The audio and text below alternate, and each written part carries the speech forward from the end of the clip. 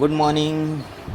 तर आजची सकाळी आपली गावातून सुरू आहे, कारण काल रात्रीच मी गावाला आलो आहे, जसं की तुम्ही कालच्या लॉगमध्ये पाहिलंच असाल.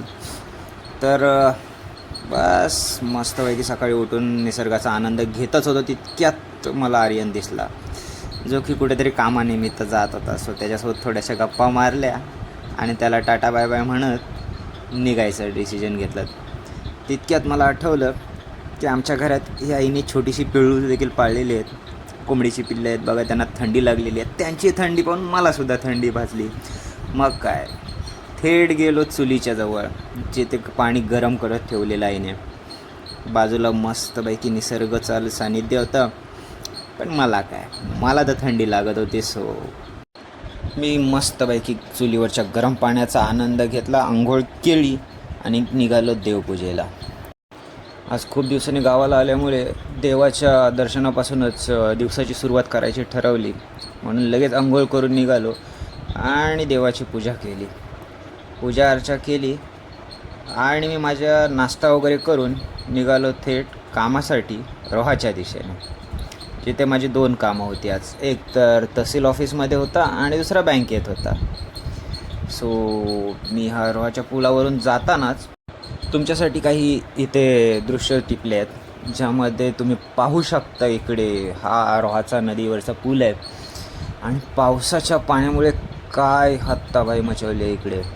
हे बघा, पुलाचं तुटलेला हा पूल, हा नवीन पूल आहे, परंतु जो जुना पूल आहे त्याची नासधूस दरवर्षी पुराच्या पाण्यात होतच असते.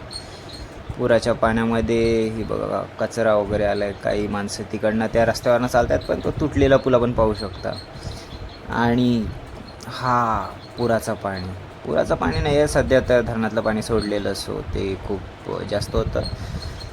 सो एवढं सगळं पाहिल्यानंतर मी निघालो थेट बँकेच्या दिशेने. रोहामध्ये जाताना खूप दिवसानंतर आल्यानंतर गाडीवरती रोहात जाण्याचा एक आनंदच वेगळा होता. पण ठीक आहे, थोडी भीती आणि थोडा आनंद घेऊन मी गेलो थेट बँकेत जाऊन पाहतो तर काय, ही भली मोठी लाईन. पण काय करणार, आपलं काम महत्त्वाचं आहे. सो मी गेलो बँकेमध्ये आणि तिकडे जाऊन पाहतो तर काय, माझं काम आजही होईल असं वाटत नाही.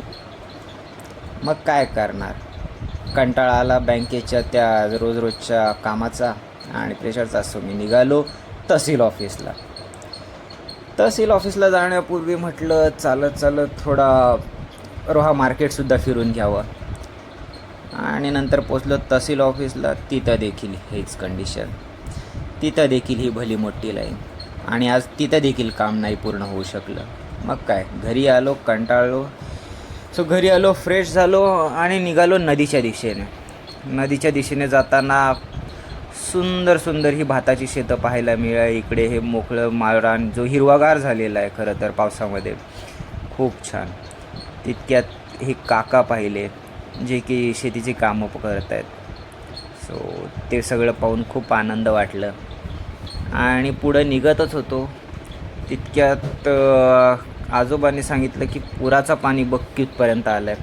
कारण मध्यंतरी जो पूर आलेला त्याच्यामध्ये हा बघा किती कचरा पुरामध्ये वाहून आला. हे सगळं प्लास्टिक आपलंच आहे, आपण जे नदीमध्ये टाकतो तेच आपल्याला परत मिळते. ते सगळं काही पाहून खूप वाईट वाटलं. काय करणार, चला पुढे जाता हा आमचा बाय द वे क्रिकेटचा ग्राउंड आहे इकडे, जो तुम्ही पाहू शकता.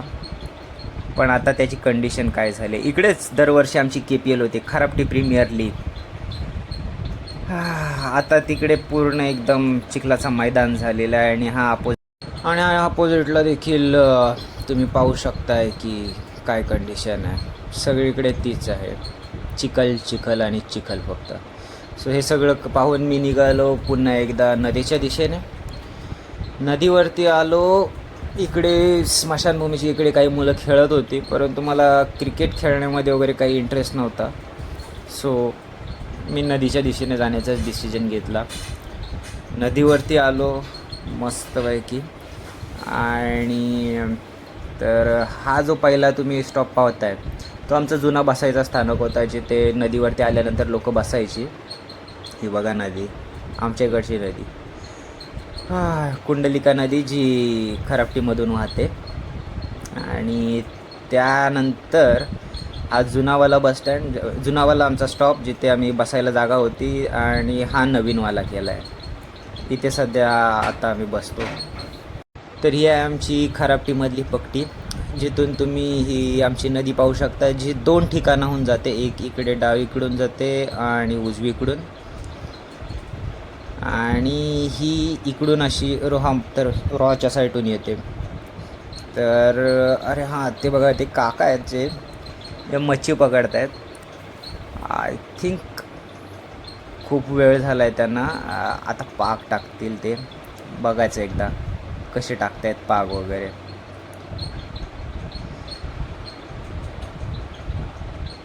हा त्यांनी पाग जो आहे तो लपेटला आहे, गोला केला आहे, आणि आता टाकण्यासाठी तयार. जागा शोधतायत कदाचित, आणि गोल टाकतील ते एकदम सुंदर. हा बघा, हो, पाक टाकणं हलक्याचं काम नाही आहे. खरंच मित्रांनो, मच्छी पकडणं सोपं काम नाही जितकं वाटतं तितकं. त्याचं कारण काय ते मी तुम्हाला थोड्या वेळाने सांगेन, जे पाहून तुम्ही देखील म्हणाल खरंच मच्छी पकडणं इतकं देखील सोपं नाही आहे. तर आम्ही हे सगळं मी पाहतच होतो, तेवढ्यात आठवलं की यार आपण पण पकडू शकतो. सो मी माझ्या मित्रांना कॉल केला आणि बोलवलं की या आपण मच्छी पकडूया.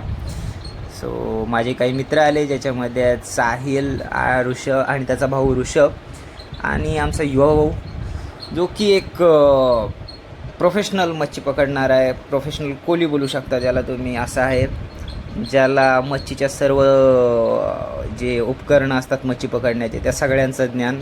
साहिलच्यानी काय ते मच्छीचा गळ जो आहे तो काय नीट फिट करता येत नव्हता रॉडवरती. सो त्यांनी युवा भाऊच्या हातात दिला, आणि युवा भाऊ म्हणाला थांब आत्ता मी तुला लावून दाखवतो, परफेक्ट, अबे ठीक करके देता है ना भिडू, असं म्हणत त्यांनी गळ फिटिंग करायची सुरुवात केली. तो दांडा जो आहे तो थोडा टाईट नव्हता होत, टाईट जास्तच होत होता, टाईट नव्हतं व्हायला पाहिजे खरं तर तो. सो हे सगळं काही प्रकरण चालूच होतं आमचं. फायनली आमचा जो गल आहे तो लावून झालेला आहे, आणि मशीन प्रॉपरली चालत आहे. सो आता आम्ही गल घेऊन मासे पकडण्यासाठी जाण्याचा डिसिजन घेतलेला आहे. हे आहेत साहिल, गळाचे मालक, पाठीमागं प्रोफेशनल कोली युवराज जोशी, आणि मधी हा आमचा छोटासा व्हिडिओ एडिटर ऋषभ वाघमारे. तर आता आम्ही दाखवणार आमची प्रोफेशनल मासेमारी, ज्याच्यामध्ये तुम्हाला देखील पाहून आनंद होईल. कारण जवळपास 3-4 तास मासे पकडण्याची प्रॅक्टिस केली, परंतु एकही मासा काय आमच्या गळाला लागलेला नाही. परंतु जशी आम्ही मासेमारीची सुरुवात केली तशीच ही खबर गावभर पसरली की आम्ही मासे पकडण्यासाठी आलो. सो आमची ही कला पाहण्यासाठी आणि काही मासे मिळवण्यासाठी सुद्धा गावातली मंडळी इकडे नदीवर येण्यासाठी सुरुवात झालेली. आम्ही बराच वेळ मासे पकडत होतो. इतक्यात पाहतो तर काय, थोड्या वेळापूर्वी हे जे काका होते ते तिकडे जे मच्छी पकडत होते ते आम्हाला मच्छी पकडताना पाहून आमच्या इथेच येऊन मच्छी पकडायची सुरुवात केली. आणि आमची कला पाहण्यासाठी जसं की म्हटलं गावातली लोक येण्याची सुरुवात झाली आहे. तर आपण पाहू शकता इकडे की खरंच आम्ही काय करतो, किती मच्छी पकडतो हे पाहण्यासाठी गावातली मंडळी एक एक करून जमा होण्याची इकडे सुरुवात झालेली. परंतु त्यांना कोण सांगणार की गेले 3-4 तासापासून आम्ही मच्छी पकडतात, परंतु आम्हाला काय मच्छी मिळणार. आणि हे काका एवढ्या सुंदरतेने हा पाक फेकतायत आणि त्यांना मच्छीवर मच्छी मिळत आहे. खूप सारं दुःख. थोड्या वेळा आम्ही तिथेच प्रयत्न केले मच्छी पकडण्याचे, परंतु एवढं काही खास जमलं नाही, आणि कदाचित काकांनासुद्धा काही जमलं नाही. परंतु जसा जसा वेळ निघत होता तशी तशी गावातली मंडळी इकडे वाढण्याचा प्रकार जो आहे तो सुरू झालेला. काही नवीन मंडळी येत होती आणि जुनी मंडळी जी आहेत ती जात होती. ह्या सगळ्यामध्ये आम्हाला काही मच्छी मिळत नव्हती. सो आम्ही डिसाईड केलं की बस, इज्जतीचा भाजीपाला एवढा झाला तो तेवढा बस. आता आम्ही मोबाईलमध्ये माना टाकल्या आणि गपचूप घराच्या दिशेने रस्ता पकडला. काय बोलणार, खोटं खोटं मोबाईल हातात घेऊन कॉलवरती असल्याचं नाटक केलं, मोबाईल हातात दाखवून चॅट करतात असं काहीतरी एकदम, म्हणजे आम्ही प्रोफेशनली बिझी आहोत असं दाखवून दिलं.